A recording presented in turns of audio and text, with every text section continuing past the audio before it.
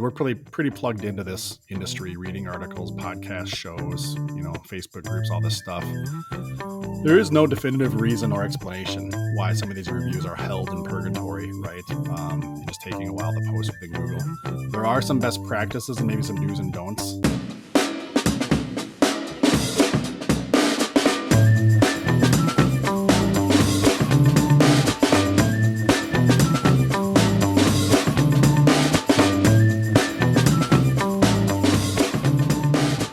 Welcome back to Local SEO Tactics, where we bring you tips and tricks to get found online. I'm your host, Jesse Dolan, Bob Brennan, Howdy. Sue Ginsburg, whole team together here. We're going to be talking about some problems today, Sue, that people are having out there in the space of reviews. So most people are probably going to deal with this. Why don't you go ahead and frame it up for us, and we'll try to talk it down and give some advice here. Awesome.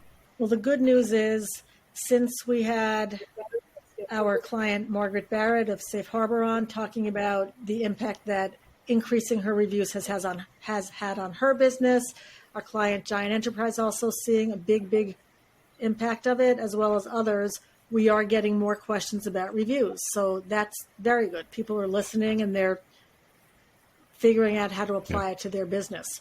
So the question today is there anything you can do when someone leaves you a review and it doesn't show up? Does liking a review have an impact on SEO? That little thumbs up, I think, or maybe it's a heart that you see on the bottom of reviews, does that matter? And does a review carry more weight if it is from a, air quotes, local guide? What the heck is a local guide anyway? And why would a person become one? Or why would I look at their review differently than any other one? So all good questions related to getting more reviews, being intentional about it, and when you know you're getting them and they're not showing up, which has happened to us, what does that mean and what can you do about it? So with that, the quote of the day: there is no shortage of remarkable ideas. What's missing is the will to execute them. From Seth Godin, an American author and a former .com business executive who now doesn't have to do this, but he continues to educate and inform us through various means, right? Thank you, Seth. Okay, the marketing story behind this. We all know that reviews are very important. Anything we hear about it only tells us that they're even more important than we might have thought. They're important to both Google and our customers or clients and our potential customers and clients. And we all know, as human beings, which we all are, for purchases as well as for employment, we look at reviews. Is this product good? Is it good for however I'm going to use it? And if you're looking at it for employment, is this a nice place to work? What are the employees saying about it as well?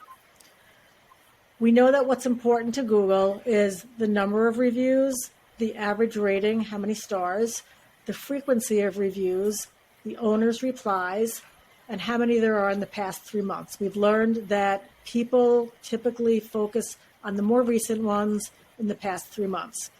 Now, do we have another factor here? How many likes a review has and how many reviews the reviewer has left in their lifetime, whether they're a local guide or not? Then people started telling me that they left a review and it wasn't showing. So we ourselves had this very same question, and I waited, I looked, I kept watching, and they didn't show up. So I went to the experts, Jesse and Bob, to find out why not, what can we do about it. It's really frustrating. You know you got a 5-star review, they tell you they left it, and it's not showing. So let's find out from those who can guide us, why does that happen? When does it happen? What can we do about it? And a little more intel on how we can leverage our reviews and everything surrounding them to get more impact and get found online. Please, both of you, make us a little smarter on the topic. Can I take a detour first, as I want to do? Bob, of course. You're a big Seth Godin fan, right? And I kind of saw you when Sue said that quote and whatnot. Your reaction, and it made me think of this show and trip down memory lane here for everybody. It's a couple years ago when we were earlier in the show, and I want to say we hit like 4,000 downloads a month on the podcast side or something, which was like a big milestone for us. And we were talking about Seth Godin. I was like, well, let me reach out to him and just like see if he wants to come on for an interview. We got this cool SEO marketing show, right? Yeah. And so we sent him an email, and he did reply back like a day or two later, and just like super nice, like, oh, just got a couple big initiatives coming up here. Like, wasn't at all blowing it off like, yeah, call me when you grow up, kid, or anything like that. But just like very professional and just intelligent. Like, maybe if I could squeeze you in, I would, but just, just so busy. Like in hindsight, that was such a ridiculous email to send off. Not really. I mean, he's got to try. He's very generous, and I think he's just genuine. And at least he replied. If it was me, I more than likely never would have replied because I would have been too busy, hanging out on the beach or whatever. But but you never know. If you don't try, you don't get, right? So exactly. That's one of my favorite quotes. That's right. I sent an email to Mark Cuban once, the .com major success and owner of the Dallas Mavericks, and I had read that he replies personally to all emails, and he replied to me, and something that he said in there, I could tell it was him. It kept me smiling. Right. I was happy for like 3 months straight. That's super cool. Especially when those people, to your point, Bob, could easily just not even care to reply, just instantly track. Right. So, okay. So I told you. He's a really big metric guy. Maybe we'll invite him to be on the podcast. He's very big on metrics. Feel free to shoot out another email. Reply back to the original thread. Maybe. Okay. I will. But I told you I was going to take a detour, guys. So there we go. But okay. So the issue of reviews, specifically not showing up sometimes, right? Starting there. It's a problem.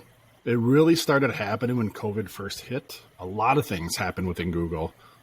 And frankly, a lot of things we take for granted as really just like built-in free, features and services that are part of the Google ecosystem that makes them what they are, right? But things we'd kind of been taken for granted, whether it be, getting our pages indexed for our websites, right? Or setting up Google business profiles, or just a lot of these things. And that's when we first started seeing reviews not being applied to GPPs, right? Just various services with Google started to slow down.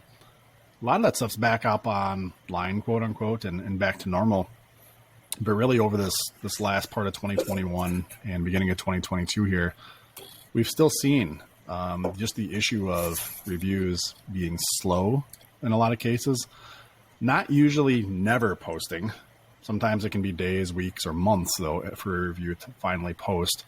But a lot of people out there, maybe even everybody, if you're actively getting reviews, has experienced where somebody's left you a review.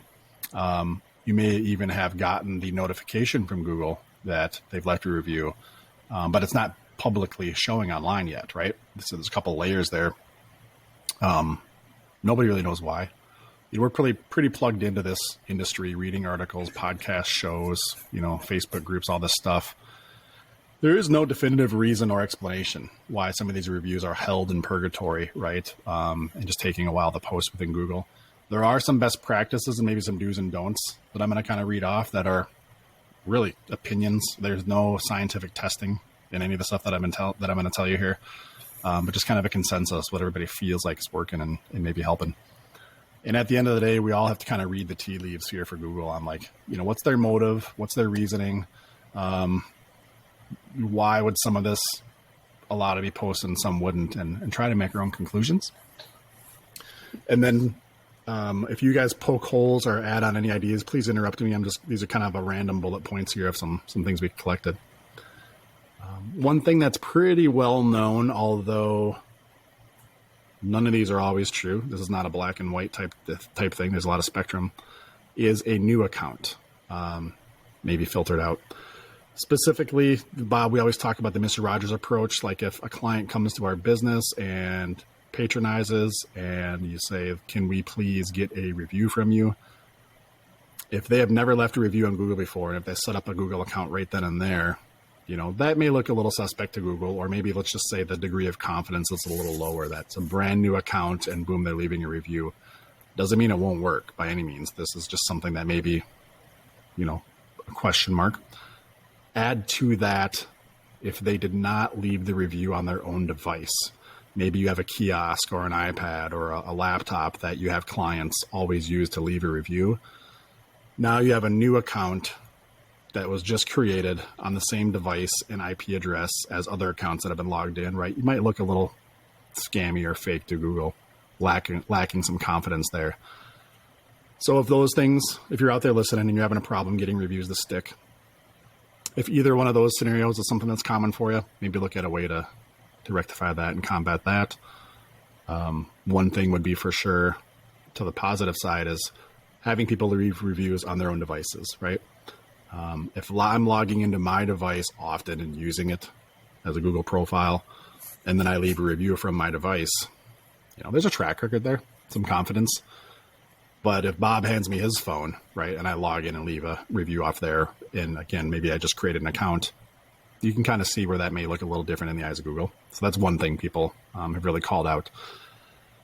And that doesn't mean if you leave a review of a brand new account, again, that it's never going to show. We're not talking about these things disappear in a black hole and are deleted or, filed away, never to be seen from again.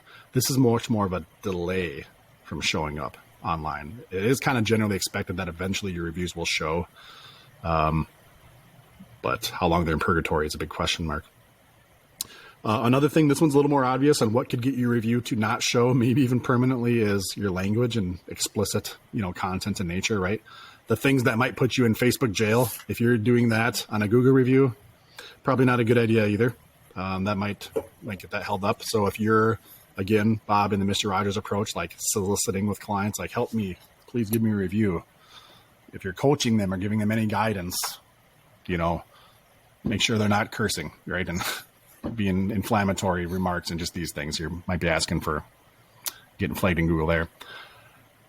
Something that can help you is feeding the beast. Google, we know we've talked about reviews on this show, and we've talked about adding photos to your reviews. That's something Google wants, right? To put it another way, they're hungry for that, right? They want reviews with photos coming in. They want that level of user engagement, photos to be uploaded, shared. They've recently, we're not late breaking SEO news, but they've recently in the last week or two started showing more photos for your GBP. When sometimes if you search a business, they'll show a little collage of some of your business photos from your profile. They're starting to show a few more in that, right? For what it's worth. So that just is more proof of they want photos. So if you're coaching and soliciting reviews, if you have the means to ask people to do photos with it, right? Now, here's another confidence thing we're adding to the confidence bucket with Google, saying this is a real person and here's a photo, right? That's going with it. You're just taking that next step that somebody that's maybe more fraudulent or less trustworthy wouldn't be able to do. So try that. And then generally, things that are natural are best, right? If you can imagine Google as a bot, these are not human beings. Bob, Jesse, and Sue are not sitting there approving or disproving reviews at Google. That's on the basic level, maybe on some super high-end escalated version, right? That's not what's holding up reviews, is people pushing a button. It's a bot. It's an analysis. It's an algorithm. And so being as real as possible. Again, your device, your own review, if you can upload a photo versus, your device being used for multiple logins, right? Or multiple accounts or fresh new accounts, or all the reviews happening off the same IP address at this location on multiple accounts. That just isn't necessarily a real world, thing that would happen on a regular business and builds a lot of confidence. So just try to evaluate your practices, what's happening, how it's happening, and try to keep it as real to the person leaving the review in a natural setting as possible. As a business, when we solicitate, is that a word? It's a Bushism. I amaze myself sometimes. When we solicit reviews and try to curate these and coach clients, if you go too far and make it unnatural, right? And you're too process driven, we always leave reviews on this iPad, log in and say these things.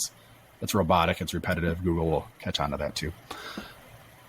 And last but not least, well, I shouldn't say it like that. Actually, Sue, what I mean is next topic in this is your question and thought about liking the reviews, right? Mm-hmm. There is a feature within the reviews. If the three of us liked a particular review on a profile, it's going to bump that review up, give it more exposure, more visibility. You know, kind of like in Facebook, right? We're liking that post. That doesn't necessarily have like any direct SEO impact. Again, here, this isn't going to make the review show. It's already showing. That's how we're able to like it, right? So this isn't going to make a review show that wasn't before. So slightly different topic.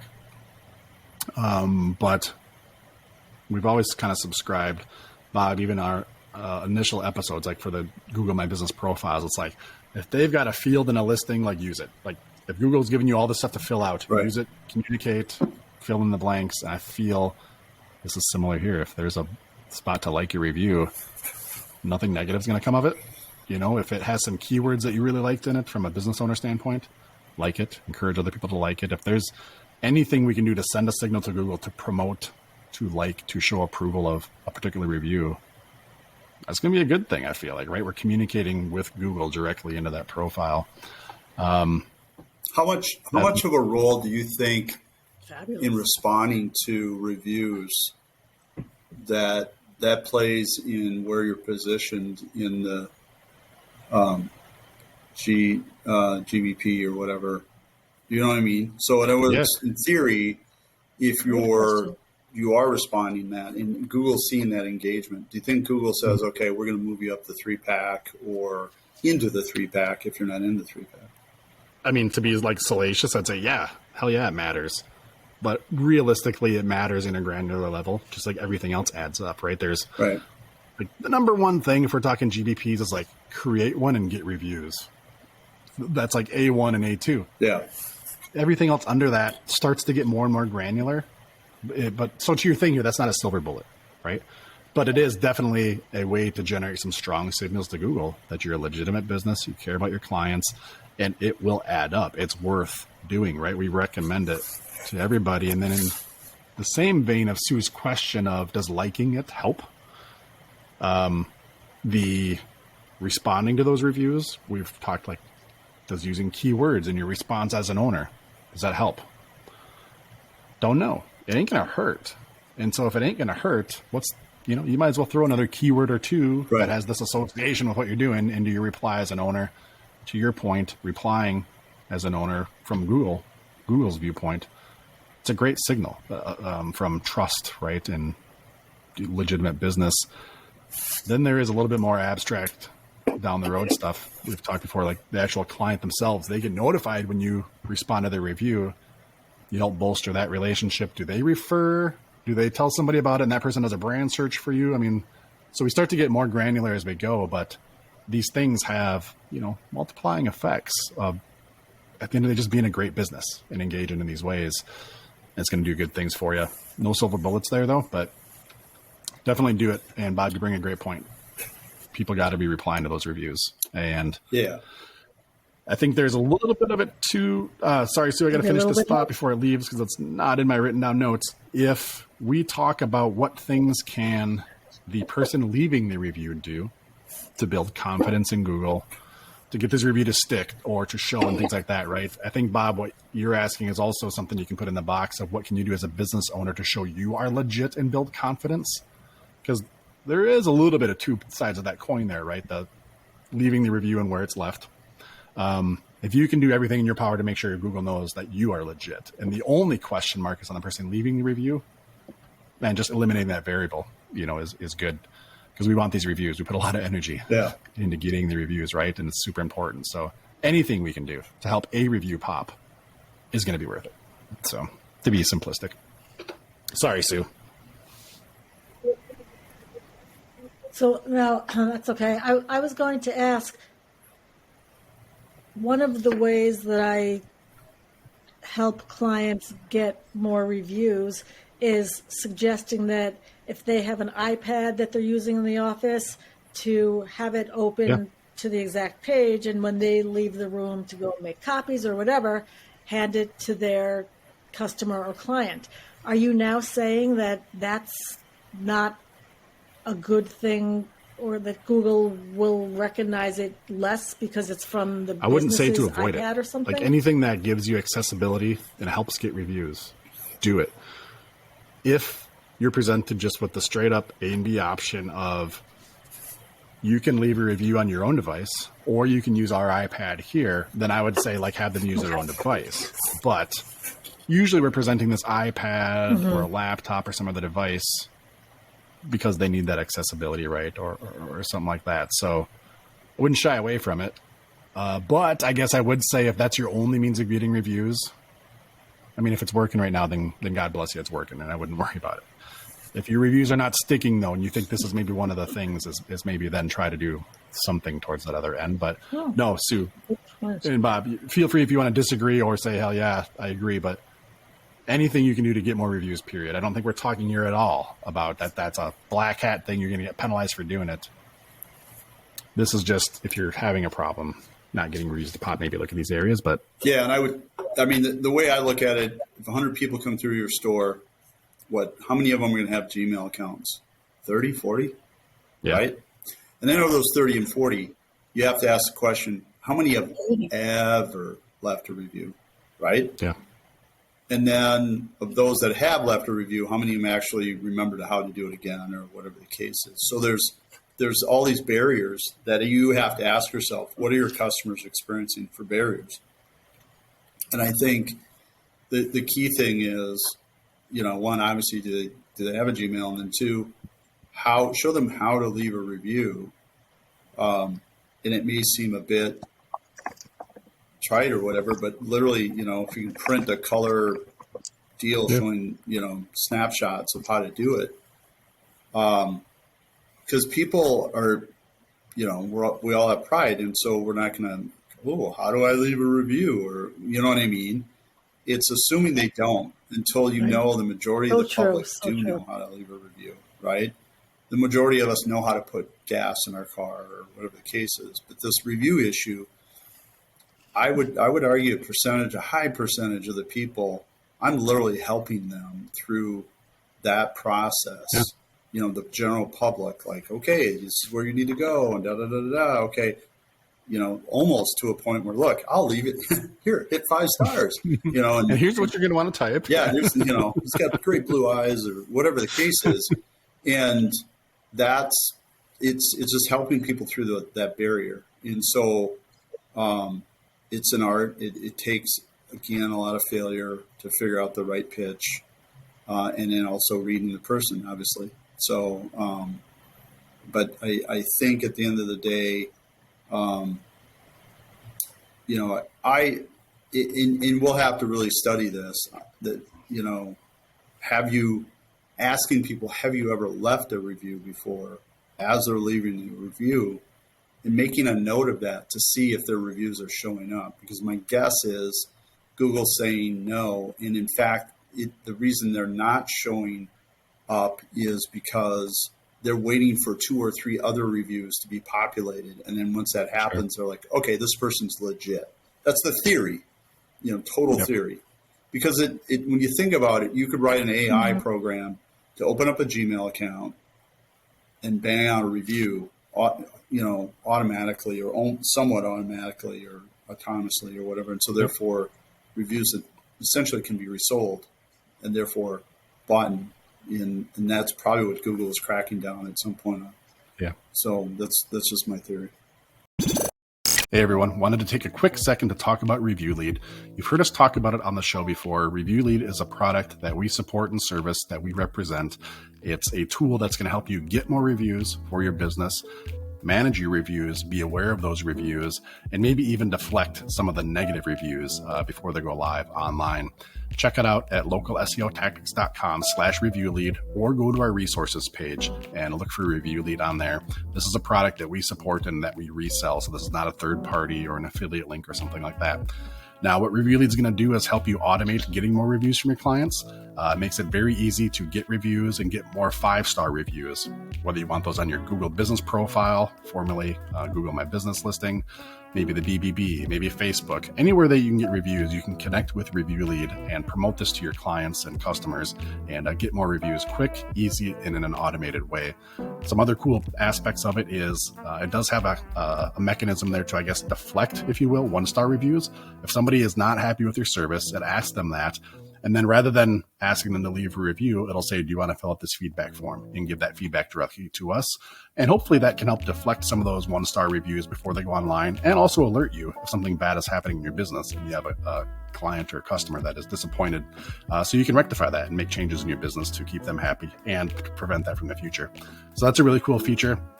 Also, it has great reporting in it to make you aware of the amount of reviews you're getting, where you're getting them from, who's leaving them, things like that. And you can also promote those reviews on your website or through social media with some of the integrations built into this product as well. Learn more, go to localseotactics.com/reviewlead and check it out. Oh, I was going to ask, do you guys think that putting a little how to leave a review together and for our resources page would be something that would be helpful to our listeners? That's probably not a bad idea, clients? like something to go off as a template or an example even, right? Yeah, So, something they can print out, because not everybody, again, not everybody's going to go out on YouTube, how to leave a review Step or by whatever. step, And you got to go old school and hand somebody in my age, that sheet of paper that I can, whatever. So, no, it's a great point. We'll put that together, Sue, and link it in the bottom of the show notes for this episode. Everybody go out to localseotactics.com and you can search for this episode, or like if you're listening to your podcast right now, you should be able to go in and kind of read the summary of this episode, the bullet points, and scroll down to the bottom and get to the episode page from there. But yeah, let's put that together, throw it out there, maybe as a PDF or just a screenshot people can grab and run with it.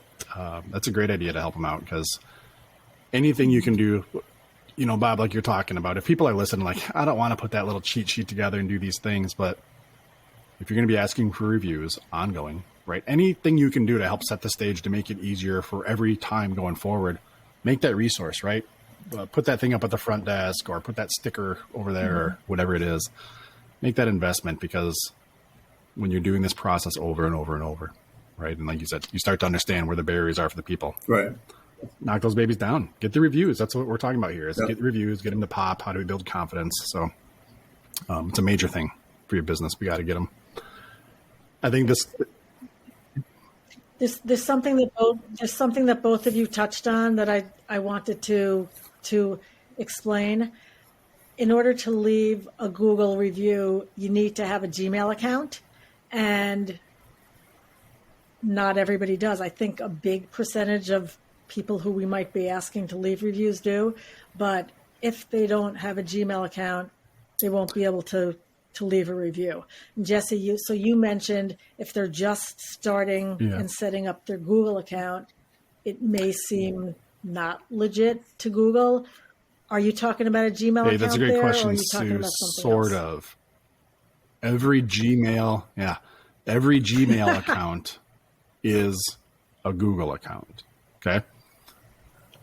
But you can have a Google account that's not a Gmail account, right?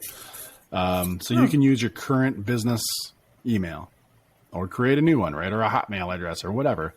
And you can create a Google account with that email when you go to set up your account, to leave your review, to log in, whatever, manage your GBP, all this stuff. You have to log into Google to do it. If you have a Gmail account, that's easy. You just log in with your Gmail credentials. If you don't, you can create a new Google account. Now, you can do that by creating a new Gmail account at that time, or you can use your existing email and set up a Google account that way. So just a little clarity there. It doesn't have to be Gmail. It just needs to be a Google account. If you don't have one, you can set one up free with a new Gmail, or you can use your existing email. If you use your existing email, it's going to verify that, right? It's going to send you a code to that email that you got to click on to verify this is your email. Then you'll have your Google account and you can leave your reviews and all that. But you do have to log in, is the core thing here. You have to log into Google. to leave that review. And yes, that can be a barrier. Some people may refuse to do it because they don't want a Google account, no matter if it's Gmail or not, right? They don't want to log in and be communicating with Google. We're talking about GBP reviews here, why they stick, why they don't, some tips to hopefully help you out. But expanding on that topic, if you run into somebody who is willing to leave a review, but they don't have a Google account and they don't want to create one, then just start going down your list of priorities. If they can go to Facebook, if they can go to Yelp, if they can go to Foursquare, if they can go to the local Chamber of Commerce, like wherever you can get reviews, if they're willing to give you one, get it, right? Google's the number one option here. So with that, I think if we can transition over and talk about the third part of your question, which is the local guide, because that is something that ties into, that's your status, that's your level, that's your points of your Google account within the space of leaving reviews. So, Bob, if you've left 100 reviews over the last 5 years in Google, if I've left 2 and Sue's left 30, we're all going to be at different levels, right? If it's a game, you're on level 10. Yeah. I'm making this up. There's legitimate numbers. If anybody's a Google guide, I'm making up fake numbers here just for illustration, right? Bob, if you left 100 reviews, you're at level 10. Sue, you're at level 5. I'm at level 1 or whatever, right? Well, there's a couple of cool things. The more prominent you are, Google will reward you. They may send you stickers or Google socks or little trinkets if you're really in the upper echelon of a Google guide being very active. Yeah. But really, and that's cool, right? But really why a business owner or anybody listening here would care about being in Google Guide is, again, back to trust and confidence within Google. As you gain a higher score, a higher level of your Google Guide, you've interacted with Google in a lot of ways. You've left a lot of reviews. The process can be even more intensive where not only have you left a review, they've asked you what services did you do here, right? Or kind of some follow-up questions to help, curate either what you're talking about or give guidance to that business on their profile. Mm-hmm. And so the more you engage as a guide and do these things, your score levels up. The higher your score, the more trust you have, which means, and some people use this in a negative way, if you decided that there was a piece of information on just a random GBP, right, Bob's auto repair, if you thought Bob's hours of operation were wrong on his GBP and you're a powerful Google guide, you're a high-level score, if you go in there and suggest an edit that Bob's hours are wrong and they should be this, if Google trusts you enough, if your score is high enough, they may just change that based off your input, not even asking Bob to corroborate that or not needing 5 other people to do it, like from a public influence standpoint. Yeah. And again, I'm making this up and maybe making it sound too easy and simplifying it, but I'm just kind of painting the scenario, right? The higher your score, the more prominence you have as a guide, the more trust you have within Google, and the more they will trust your recommendations and input. This is not that different than maybe like Yelp or some of these other review platforms that have the business and the reviewer kind of like status and scoring for both of them and trust for both of them. But it is definitely something within Google that's important. Now, does the level of your guide score make your review stick or not? I've read in a number of SEO circles and people vetting out this problem that even people with high level guide scores have had reviews stuck for weeks, not showing, which you'd think that would be a very clear signal to Google, right? Which goes back to all these best practices or do's and don'ts. Everybody feels like they can help nudge you, but there's still a certain percentage of these reviews held in purgatory where we're just like, no idea why. It doesn't fit the mold one way or the other. Doesn't make sense. And then that just goes back to there's got to be some backlogs or some wires crossed or just queue of work at Google. Who knows? Again, they do this all for free, right? To an extent. They get revenue, don't get me wrong, but they're not obligated to tell us what's holding it up either, right? Is the moral of the story. And we just have to guess. And that's what a lot of this is, educated guesses to hopefully put everybody towards the right direction. But even something like a powerful Google guide, if some other factors, question mark what that is, are in play, they may still hold the review for a while. It's weird. So there you go. There's the nickel tour of the whole thing. I think we covered all the bases there. Yep. Interesting. I am a big believer in celebrating a business who's doing things right. And so I don't know how many I've left, but I do have that classification as a local Google guide or whatever they call it. And knowing now that I could be getting a pair of Google socks or something else from them, I'm going to say, and I don't mean to, I'm going to go add more reviews. I know somebody out there in Twitter or something at Google Socks, I forget who it was. That may be something way more lofty, like that may take years to accomplish. So I don't want to set your sights too high and have you be disappointed. It may just be a sticker or a digital sticker via email. I don't know. Or a Marlboro jacket. You'll probably get a Marlboro jacket or something. Yeah.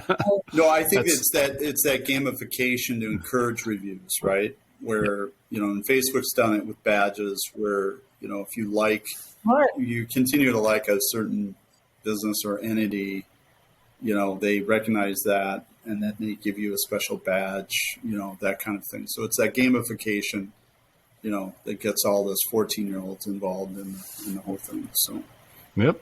No, it's true. Great point. So there you go. That's why your reviews may or may not be showing. Maybe. We don't know for sure. Okay, so you mentioned it's good to add a photo. Does the photo need to be in front of that business or holding that product, or what kind of photo? And is it photo/video or just great photo? question, Sue? Pure speculation for any answer, as all this is. But here's some things that we know about Google. And again, we have to kind of infer some things here. We know Google Vision AI. We've talked about it on the show for a year or two now. Google can not only do like reverse image search and kind of entity, correlation just from an image. I think we've used the example on this show. I forget where we pulled it from. You could take a picture of an Amana air conditioner, a brand of air conditioner, with a repairman sitting there, and let's just say the logo of the company he works for is prominently displayed on his polo in that same picture. Google can recognize this is an Amana air conditioner from the photo. Like Google algorithm bot can know that that's an Amana air conditioner. And if it can parse out the logo on that polo, it can then correlate in its database, regardless of what the business communicated, that Bob's air conditioner repair is associated or somehow connected to the entity of Amana air conditioners, right? And they do that from the image search and then the whole Google brain behind it, right? To be simplistic. Because of that, if we're going to take a photo and attach it and upload it with a review, we have to make certain assumptions that Google will be able to know if multiple people are doing this. They'll get an idea that that's that store or that's that service desk and that's that logo. They will be able to understand what they're seeing in the image, either from a repetition of uploading from this particular place or from other photos that it's kind of amassed this. This is a newer technology area within Google. It's not slowing down, right? If anything, it's accelerating. So Sue, again, they're hungry for photos. So if you think about it, they want to build this database of photos so they can kind of train their AI and develop all this. Fabulous. It's not just like send a photo that proves you're a legit business. Just like they want to crawl all websites to digest all the information to then do things with it.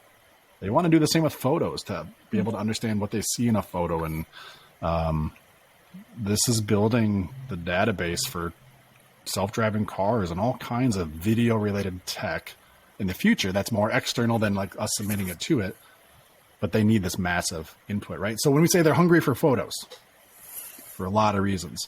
And so what we're trying to do is attach that photo to the review, sneak that review in with the photo because they want that photo. They want to digest it. And long answer to your short question is, yeah, I do think the content in that photo, maybe not immediately, but definitely over time, is relevant. And so if, you're a car dealership, a lot of car dealers will have a great spot to take photos of their clients, with their name in the background or showing the vehicle. Again, be intentional, understanding that Google, kind of like they can read your webpage, they can read this picture more or less, right? And be intentional with that stuff. Crazy. Don't be afraid to use the same spot over and over. You're not going to get Google thinking you're spam. They will understand you're a business and this is where you take photos. They get it.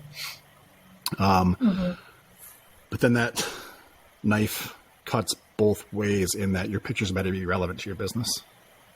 You know, if you're just throwing junk photos on there, like they said, attach a photo, it'll help the review. Like if it doesn't make any sense to the review or your business, you're probably doing more harm than good. You're starting to associate yourself with whatever's in that photo.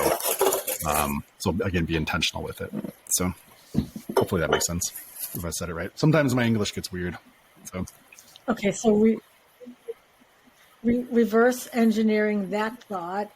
If I was a person that believed that I could hide from Google, which I don't, I think you can run, but you can't hide. Your phone, everything you do, Google knows. Would adding a picture to my reviews be giving Google more information to know who I am and what I like, and therefore ads are going to pop up related to the dog food that I just bought, the air conditioner picture I just took, et cetera, et cetera. Ugh, what a scary world. This is like the Jetsons, isn't it? Almost. We're living in the Jetsons age. My whole family takes the money out of my wallet in the same way. That part's ingrained into my memory. The flying car thing. Yeah. Not quite yet, right? Here we are. We're getting there. Well, I talked to a forensic officer, cyber forensics or whatever you want to call it, for a local police department, and you really don't know. I mean, if they can prove, or if they have a suspect, and it's got pretty good evidence pointing towards them, they can go to Google and track almost every move this person's made in a period of time. And so, for instance, if there's multiple robberies, they can go back to the person's phone and show them at each of those points. It's pretty crazy. Wow. Now, I don't even think they'd use it for robberies, but if it was multiple murders or homicides or something like that, they'll collaborate. It's there when needed, right? Yeah, they'll collaborate with Google to kind of pinpoint them at the right time.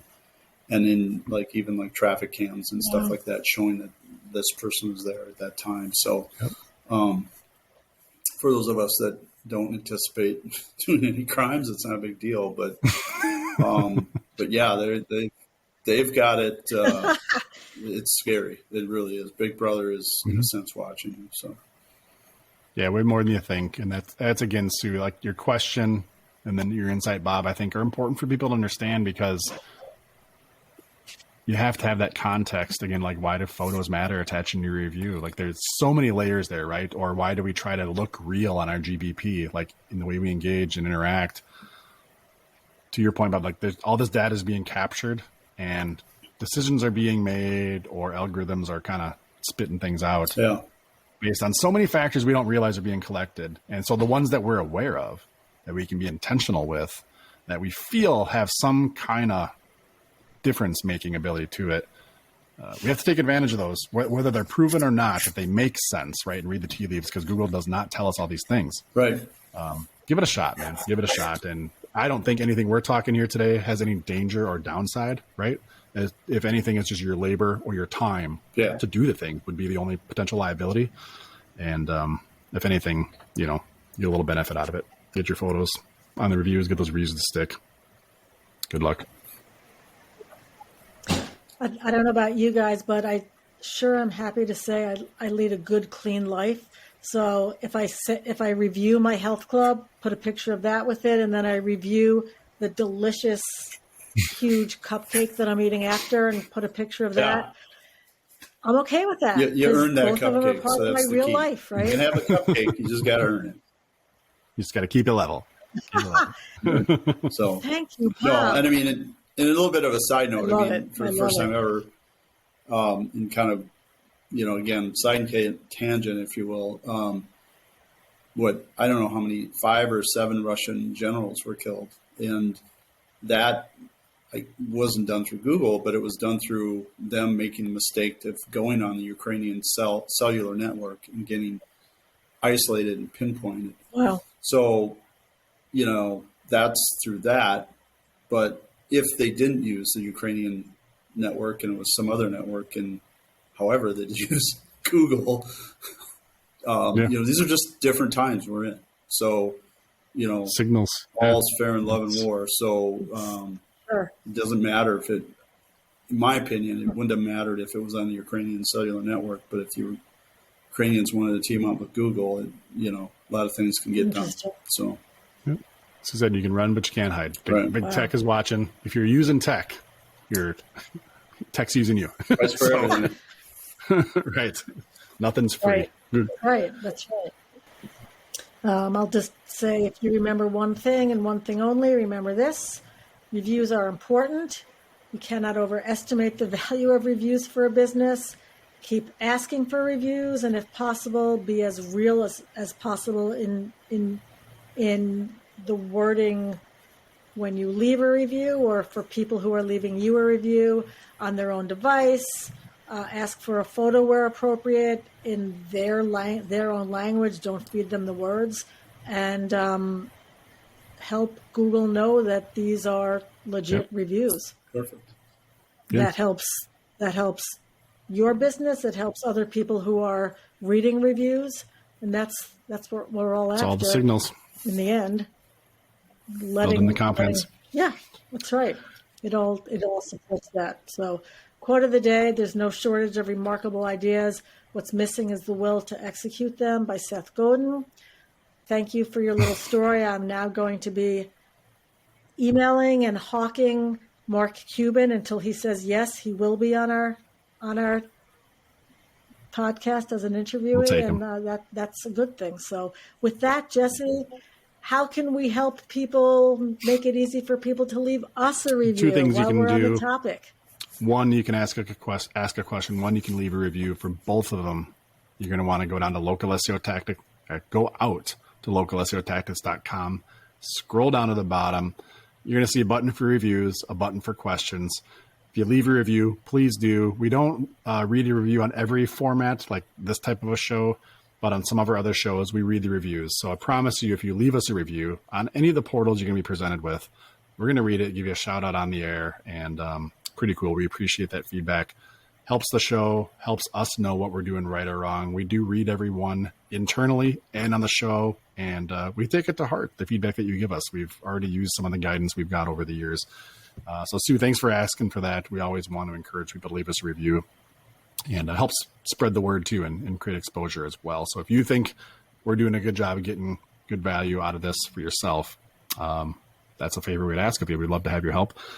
And if you have a topic like this one that we're talking about for reviews, how to get them to stick and all that, something to explore, you want us to dive into, a question you have, a hurdle you're having in your own SEO journey, digital marketing, click the other button at the bottom of the page, localseotactics.com, for submitting a question. You can type in your question into the form there and send it, and we'll use it on the show and answer it, roundtable it. Or even better, if you'd be willing to call that question in and leave a voicemail on a recorded line, we'll then play the audio on the show, which is just always cooler, more engaging, and we'd like to hear your voice. If you do that, we're going to send you off either a free Intrix t-shirt, or, as you can see here, I'm modeling hot off the embroidery press, these Intrix gray hat, not black hat SEO, not white hat SEO, but straight in the middle, gray hat SEO, totally free, with your help of submitting a question for us.